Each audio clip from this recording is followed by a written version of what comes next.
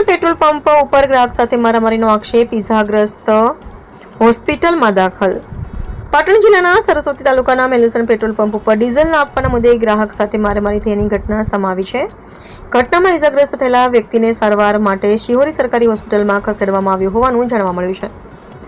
મળતી માહિતી મુજબ કાંકરેજ તાલુકાના રાનેર ગામના રહેવાસી છત્રસિંહ વાલસિંહ જાદવ વ્યવસાયી ખેડૂત પોતાના ટ્રેક્ટર માટે ડીઝલ લેવા મેલ્યુસન પેટ્રોલ પંપ પર ગયા હતા.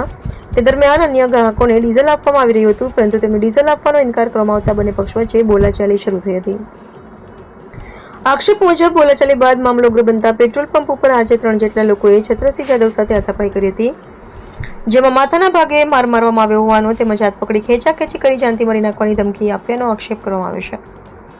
ઘટનામાં ઇજાગ્રસ્તને ચક્કર આવતા પરિવારજનોને જાણ કરવામાં આવી હતી. બાદમાં તેમને સારવાર માટે શિહોરી સરકારી હોસ્પિટલમાં દાખલ કરવામાં આવ્યા હતા. હાલ તેઓ સારવાર હેઠળ હોવાનું અને તબિયત સ્થિર હોવાનું જાણવા મળ્યું છે. આ સમગ્ર મામલે ઇજાગ્રસ્ત દ્વારા શિહોરી પોલીસ સ્ટેશનમાં જાણ કરવામાં આવતા હું મેલ્યુસન ડીઝલ માટે જતો, ટ્રેક્ટર માટે આપણે પુરાવા માટે. મેં ડીઝલ 10 લીટર માંગ્યું પણ મને ના આપ્યું, અને બીજાને એમના સાઈડમાં એક ગાડીમાં 200 લીટરનો બેરલ ભરતા હતા. મને કે તમારા માટે ડીઝલ નથી, આ તો અમારા ગરાગા માટે છે. એટલે મેં વિડીયો બનાવ્યો કે મને નથી હાલતા, 200 લીટરનો બેરલ કેમ આપો છો, અને હું પણ એક ખેડૂત છું, એટલે મને ના હાલે. પછી મેં વિડીયો બનાવ્યો, એટલે વિડીયો ડિલીટ કરવા માટે મને ઝપાઝપી કરી, ગરદાપાટો કરી, માથામાં ભાગમાં મારી, હાથ અને થાપો મારી, અને ડિલીટ કરવા માટે અને જાનથી મારી નાખવાની ધમકી પણ આલી કે આને. પછી એમનામાંથી એક અવાજ આવ્યો કે સીસી કેમેરા ચાલુ છે પણ રોડ ઉપર બહાર જઈને મારો.